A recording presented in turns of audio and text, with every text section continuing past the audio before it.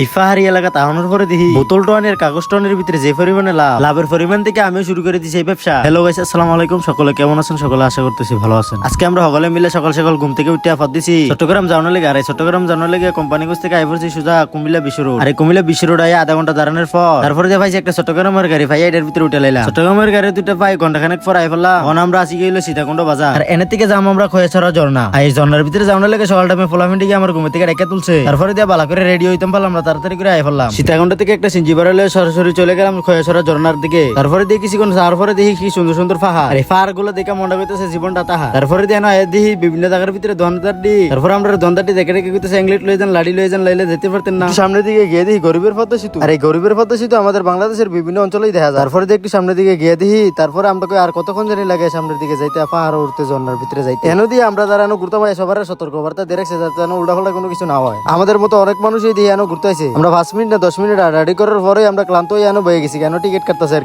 তো আবি পিকচার হ্যাঁ, সামনে তো আসল খেলা বাকি হ্যাঁ। ওই যে দোকানদার ঠিক হয়েছিল লাড়ি লয়ে যান, অ্যাংলেট লয়ে যান। তারপরে একটু সামনে দিয়ে বুঝলাম লাড়ি অ্যাংলেট না লওয়া কত প্রকার ভুল করছি আমি। তারপর দিয়ে এক লোয়ে পাহাড় থেকে আইফোর্ট আছে, ওনার কাজ শেষ লাড়িটা। তারপরে ওনার থেকে আমি লয়ে নিলাম। পাহাড়ের ভিতরে আইলে অদ্ভুত অদ্ভুত রাস্তা, অদ্ভুত অদ্ভুত জিনিস দেখা যায়। এনদিয়ে যেমন রাস্তাটা দেখে তো আমি একবার অবাক হয়ে গেছি, একবার কুয়ার মতো রাস্তাটা। এনে রাস্তাটা দিয়ে যাইতেছি যে মনে হইতেছে কুয়ার ভিতরে যেতেছি আমি। তারপরে তো 10-15 মিনিট আড়াআড়ি করার পরও তারপর আমরা ঝর্ণা দেখা পাইতেছি না। আমার যতই মাথা গরম হোক না কেন আমার মনটা সবসময় শান্ত। বেশিক্ষণ না অল্প কিছুক্ষণ আড়াআড়ি করার পরেই আমি এসে ক্লান্ত। এমন ভাবে ক্লান্ত হয়েছি পানি ছাড়া এনে কোনো উপায় নেই। তারপরে যেন তাকাই দিই পানি আর লেবু গোলা দিয়া 10 টাকা গ্লাস করে ব্যস্ত আছে। আর এই প্রচন্ড গ্লাসের ভিতরে এই পানিটা অনেক উপকারী শরীরের জন্য। আর এনে যে পরিমাণে পড়ছে গরম মনে রাখলে হইতো না কোনো সরম। আমার পুরো শরীরে যান শক্তি দেয় আধা ঘন্টা আড়াআড়ি করার পরে পাইছি একটা ঝর্ণার থেকে। আইরে ঝর্ণার ভিতরে অনেক পরিমাণে মহিলা, অনেক পরিমাণে ফোলা পায়। আর যে পরিমাণে পানি মনে করে রেছিলাম ঝর্ণার ভিতরে আইদি একটু পানি নাই। তারপরেই আমাদের গন্তব্য চলে গেল অন্যদিকে। দেখা হচ্ছে নেক্সট ভিডিওতে।